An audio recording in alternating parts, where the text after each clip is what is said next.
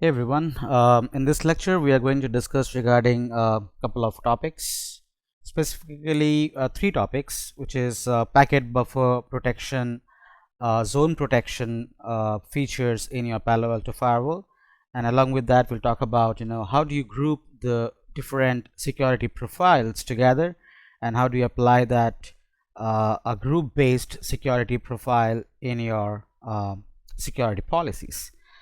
All right, so let's go ahead and talk about those multiple topics. These are all short topics, but we can discuss it in one lecture itself. All right, so the first thing that I want to discuss is the feature which is called as packet buffer protection and PA firewalls. Now, this particular feature, it is there enabled by default. So it is also sometimes called as a PBP, that is packet buffer protection, and basically it's a feature which is designed to prevent any sort of uh, denial of service or DOS attacks. Okay, DOS attacks, and perform any sort of resource exhaustion which could be caused via any excessive traffic spikes, and it will help to ensure the firewall stability by monitoring and managing any packet buffer utilization on the interfaces of the firewall. Right, so how it works, so it is there enabled by default, right? So this feature, I can say it is enabled by default, right? So you can go to a PA firewall, let's say, and you can go to, let us say, click on network, then select zones. So we have configured a couple of zones here. Let's say I click on this trust zone, and I can see by default this enable packet buffer protection feature, it is enabled by default. But notice one thing, that the next feature which I'll discuss, called as a zone protection profile, it is disabled by default, but you can create one. Okay, so you click on any other zone, for example the untrust zone, the packet buffer protection is enabled by default. All right, so as discussed, so it is enabled by default. It is going to prevent any resource exhaustion that is caused by any excessive traffic spikes, and it is there running on the interfaces of your Palo Alto firewall, right? So how it works regarding the working process of this packet buffer protection feature.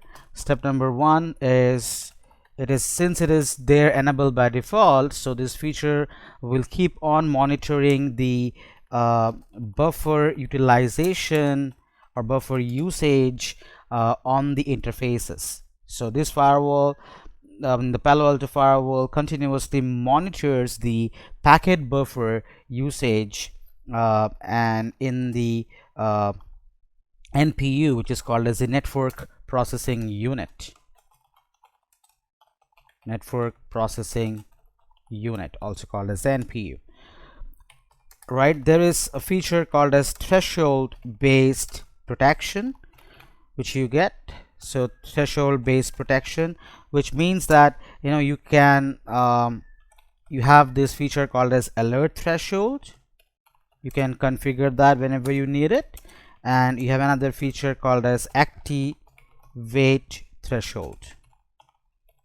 All right, so alert threshold is, as the name suggests, so when the buffer, the buffer utilization, it will reach the alert threshold level, so the firewall will log a warning. Okay, so firewall will log a warning once this protection buffer usage will reach this particular alert threshold level.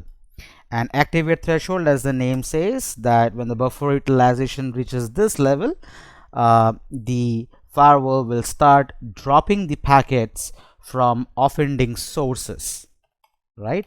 So drops the packets from offending sources. All right, you have the third feature, or third working feature, which is called as the offending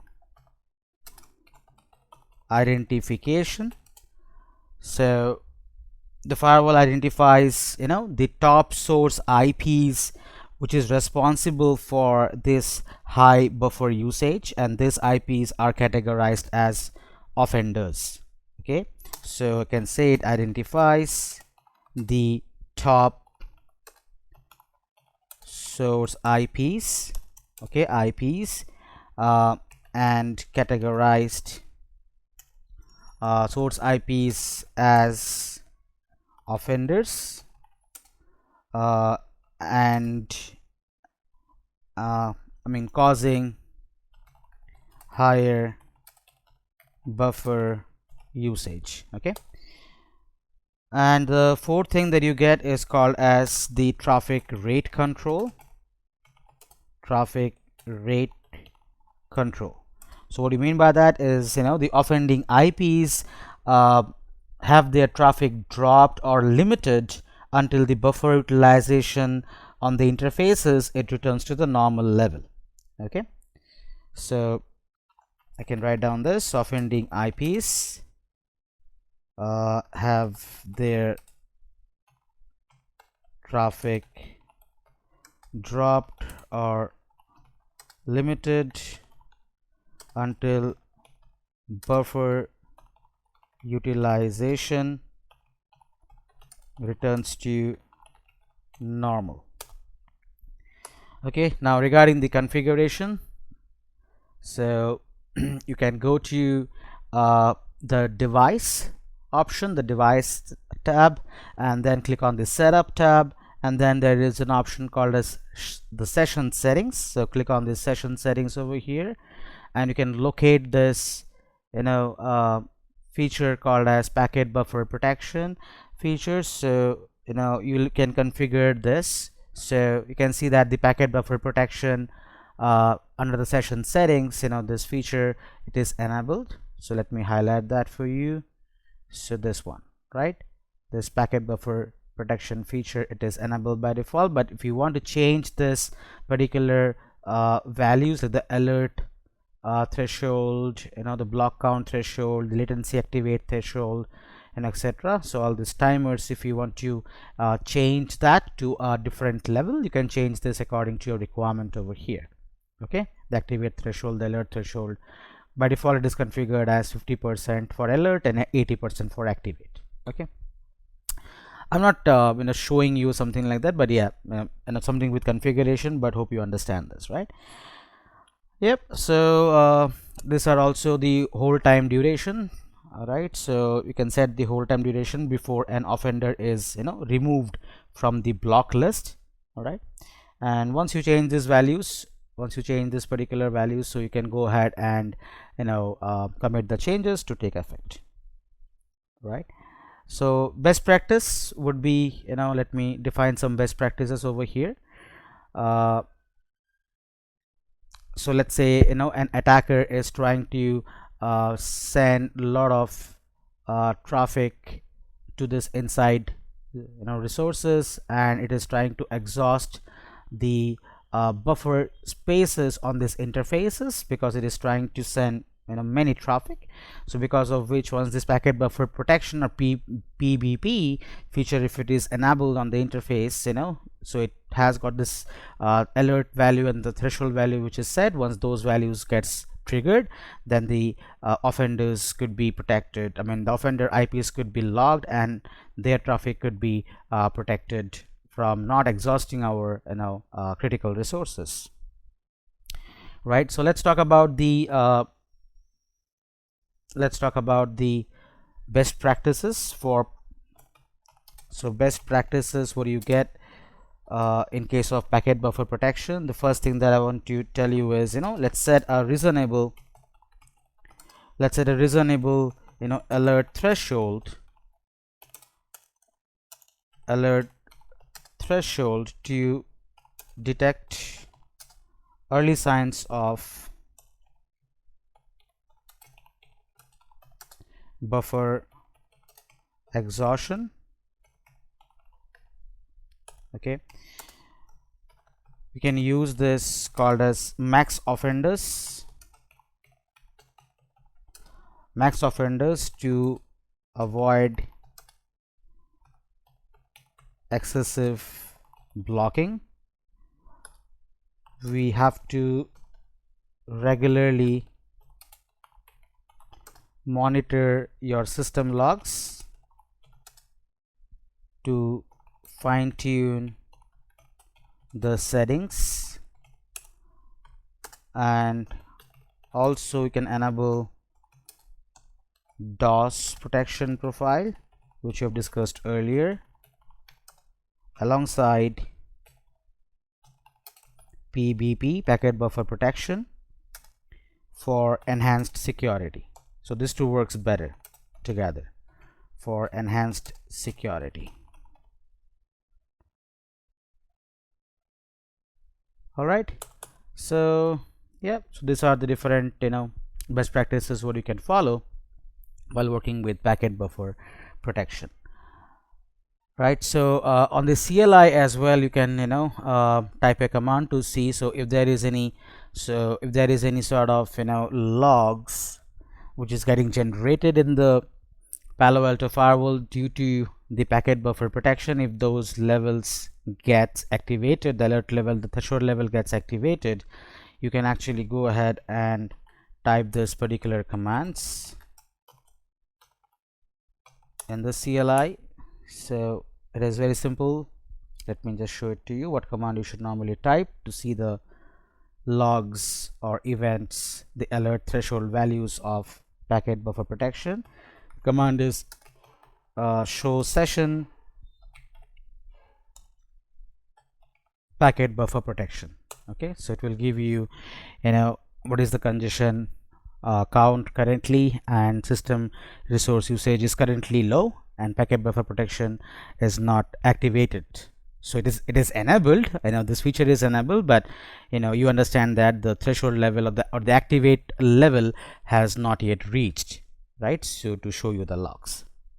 All right, this is one thing. And on your PA firewall, you can go to the monitor tab under the logs. On the traffic tab, you can see the logs for packet buffer protection over here. Okay, once if any attacker is trying to send the traffic and if the PBP thresholds are reached. All right, so the next topic that I want to discuss is regarding the zone protection profile in Palo Alto. Zone protection profile in PA firewall.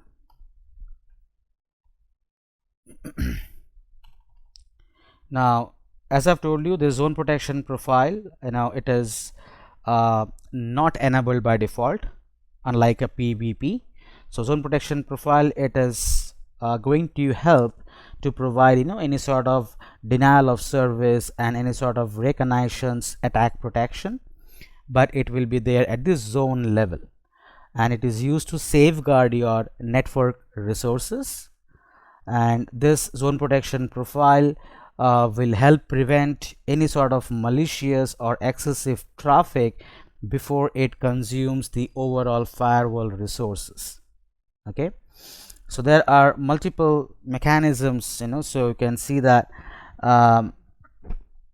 so when you go to your Palo Alto firewall, when you click on your network, right, so you have got the zones, right? So if you click on any of the zones over here, you can see the zone protection profile is set to none for the respective zones that you configure by default. So it is not activated by default. So you can click on this new button to configure a new zone protection profile from here, or what you can do is you can select network, and under the parameters of this network, you can find there is a zone protection under network profiles right here. So expand the network profiles and you find zone protection over here. By default, there is no zone protection profile which is created, so you can click on add and click on let us say my zone protection profile 1. Okay, give a name and description of your choice, and then you can actually see the different categories that you have to configure under zone protection profile. So you've got categories of flood protection, reconnaissance protections, packet buffer or packet based attack protection, protocol based protection, Ethernet SGT protection, L3 L4 header inspection, etc. So multiple categories are defined here. Under flood protection, you can enable for TCP SYN flood, UDP based floods, ICMP floods, ICMP v6 or any other IP. Under reconnaissance protection, you have the options for TCP port scan, host sweep, UDP port scan, any sort of scans, and you can set the action for those scans to different, action levels like alert, block IP, whatever. Under packet buffer or packet based attack protection, you can stop any spoofed IP, or there are subcategories as well for IP based, TCP based, ICMP based, etc. Protocol protection, you can define based on exclude or include list, define the protocol name, right? It can be based on ether type as well, right? So yeah, so multiple categories are defined here, right? Now right, so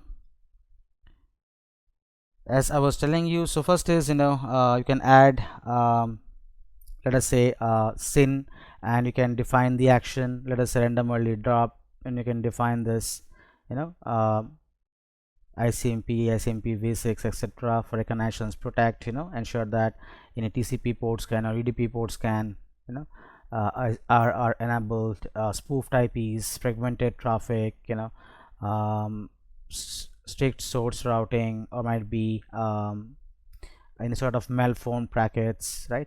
So let's say I have enabled those features and click on OK. So that's my zone protection profile, which is configured now, and now I can go to the respective zones, and I can let us say in the trust zone, I can go there and I can enable that. So here we go, I can see that my zone protection profile is there. I can click on OK and I can enable that, right? So this is how do you configure a zone protection profile, right? So let's commit it, and just to make sure some key points. So if those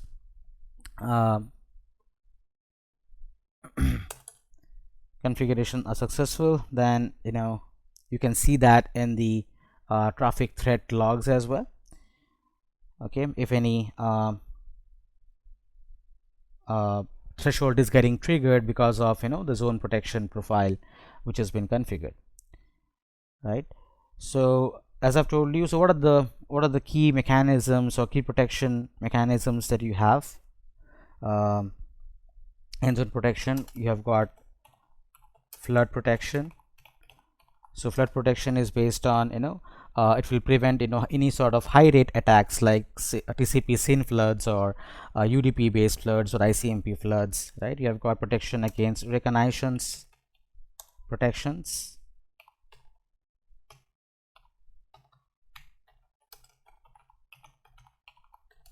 So basically it will detect and block any network scanning and any host discovery attempts, right? Number 3 would be your packet based attack protection, which means it will defend against any malformed packets or IP spoofing and any other low level attacks. And you have got category of other protection mechanism as well. Other protection mechanism, so basically it includes any TCP reassembly settings and any resource protection setting, right? So yeah, you can also configure the zone protection profile through CLI as well. So one of the example I can give is, let us say, if to go to the CLI, then you can type this configure, so to go to the configuration mode, and then you can type one command like that. So set network profiles, then you can say zone protection profile, and then give the profile name, say it as ZP protect 1, okay, as the profile name, and let's say the category, so it is a flood category, and you are enabling the TCP SYN flood and enable yes. Okay, so similarly, yeah, and if you want to enable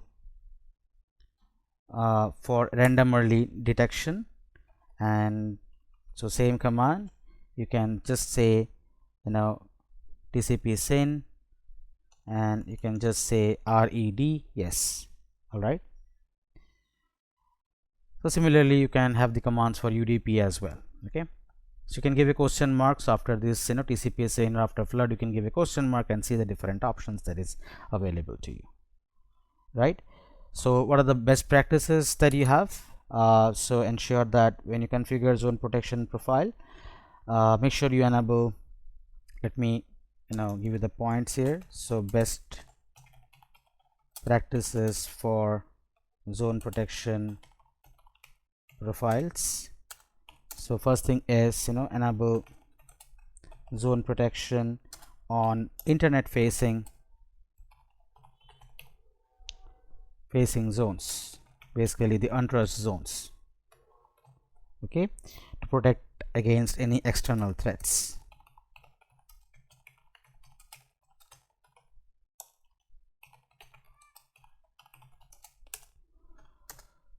You can use the SYN cookies over random early detection for SYN floods, for any sort of SYN flood protection when under any sort of attack. Okay, we have to monitor the logs regularly to fine-tune threshold settings. Okay, and we can use this zone protection in combination with DOS protection profiles for granular per IP attack control. So these are the different best practices what you have for zone protection profile. All right, I hope it is clear. And the third but on the list, third topic that I want to discuss over here is regarding the grouping of your security profiles in your Palo Alto, right? So how do you group those multiple security profiles together in Palo Alto Firewall, and how do you apply that as a single group in your configuration, right? So let's go ahead and discuss that. So when you see if you look for the policies, right? So under security policies that you have configured, internet access, and if you look for the action tab, you have the profile types, and you've selected as profile, and you've enabled all those profiles so far during our discussions, right? Every profile has been configured. So now if you look for profiles, you have this group, right? That means if you select groups, you can directly define a group over here, rather calling an individual stuff. That means when does this group is beneficial, right? When does this group is beneficial? So let's say you have got thousands of security policies which you have configured. So you have got 1,000 lines here, 1,000 sequences of policies you have. That means for individual policies, if you have to go and enable this security profiles, it is very difficult. So to individual policies, you'll be going, click on the action, select profiles, and you need to activate antivirus profile, vulnerability profile, anti-spyware, etc., right? But all of this might be some security policy rule, might be they does not need the respective or all the profiles, right? So you can actually customize that. You can have, let us say, imagine you can have, 3 groups, right? You can create, let us say, 3 groups, and you can control this configuration in group order. That means you can define, let's say, you can define, let us say, security profile, let's say group 1, say gr1. In that you have activated, let us say, antivirus profile,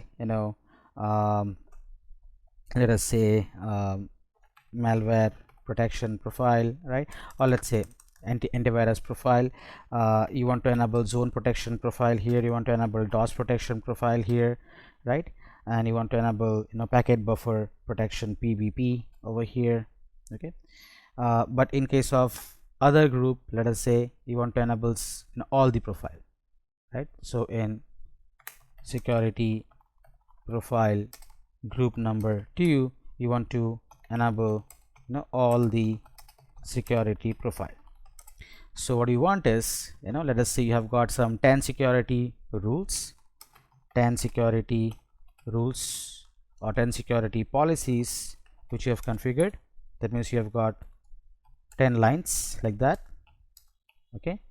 So to to the first, let us say to the first five lines, right, you will go and enable this security profile group 1, and to the next 5 lines you will go and enable the security profile group 2, right? So like this, what can happen is, the respective profiles which was enabled under that group will be enabled for those respective security policies. Okay. So this is what the concept of, security profile grouping means, right? So let's say, how do I do that? It's very simple. I can click on this network tab, right? Or you can click on this object tab, and you can have the security profile groups right on the left side.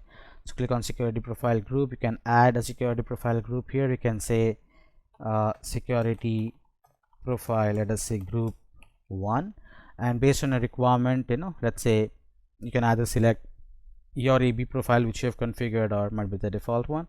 Let's say I select my AB profile. Let's say I select antivirus profile here.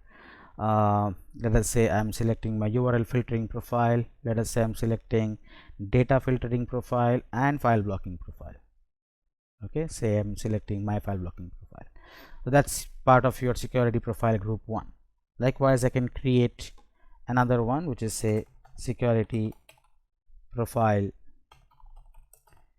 group 2, okay, gr2, whatever, and let's say I want to enable everything, right? I want to enable everything, all the profiles I want to select. Wildfire was default, yeah, and I want to apply that to my different categories of security rule. Now what you can do is you can go to the policies and you can click on internet access policy what you have, and you can click on, let us say, the actions, and under profile type you can just select that, select group. Rather selecting individual profiles over here, you can select the respective group that you want. So I have selected security profile group 2, which allows every profile, and I can just say, so you can see that the profile is shown as a group over here, okay, rather as an individual profile, and you can go ahead and commit it, right? So now when all the policies were activated, so definitely whatever configurations you have done under those respective or individual security profiles will also be activated, right? So let's write down some key points here regarding your security profile group.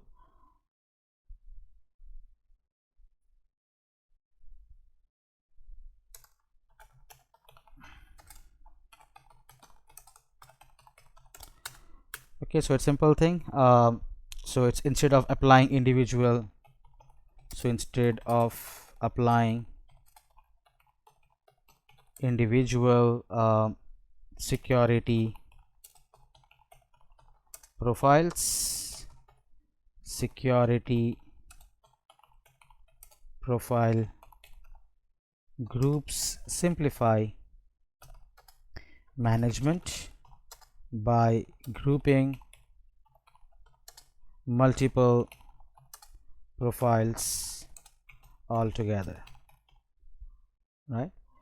So I've shown you that, okay, how to go there and configure as well. Now if you want to do it via CLI, if you want to do it via CLI, you can actually CLI method, you can click, type configure, and then you can, let us say, give a command like this: set profile group, say this is the command will be like that: default security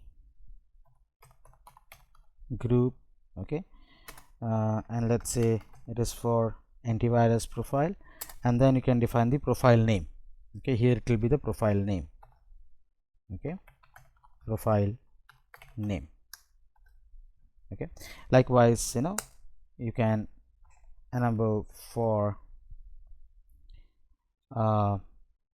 instead of virus, let us see, if you want to enable for anti-spyware, it will be for spyware followed by the profile name. If you want to enable for, let us see, URL filtering, so similarly instead of virus it will be URL filtering, and then followed by the profile name. Yeah, so this is the way you normally do that.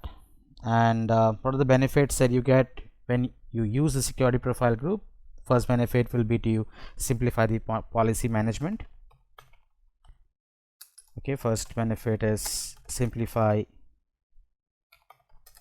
the policy management, MGMT. Okay, ensure we have got consistent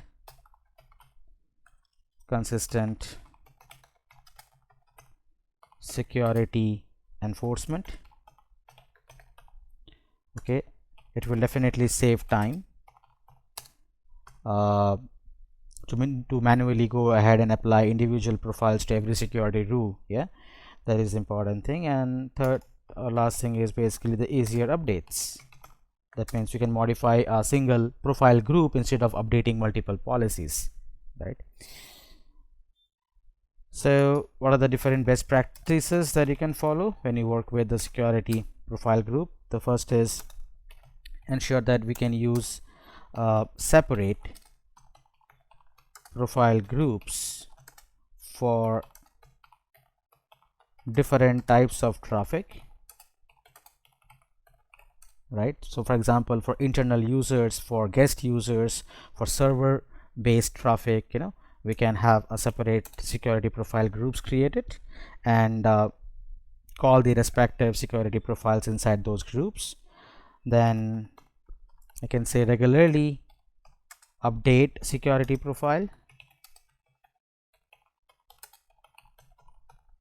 to ensure protections against new threats.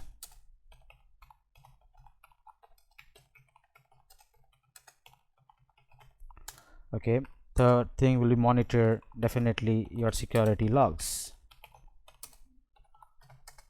to fine-tune the profile settings for better threat prevention.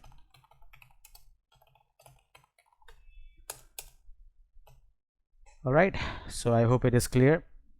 And any traffic which is is found a match against your security profile groups, those traffic logs will be there under monitor, and definitely under traffic logs, threat logs, and based on those respective URL filtering, wildfire submission,